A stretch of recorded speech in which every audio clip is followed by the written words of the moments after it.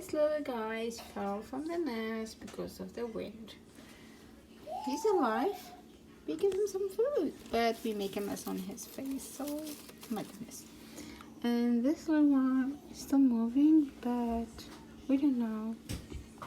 He's almost dead, but we're gonna try to. That's right, Georgina? Yes.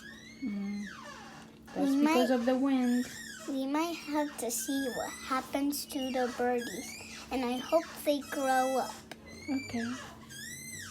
Let's see if this little guy is moving or not. Come on, baby. Maybe he's probably asleep, or he's tired. What's you gonna name this little one? You want more food? I want to name this one Jojo. Jojo? And this one... You want more? I think you don't want more. Let me clean your face. We're gonna make a mess on you. I'm sorry. And this one... this can be... Today you... His body is cold. Cutie. Maybe we have to put him in warm things.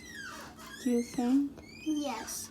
Remember we have little chickens and we use the light thing to make them get warm? Okay, let's So try that. maybe we can try that.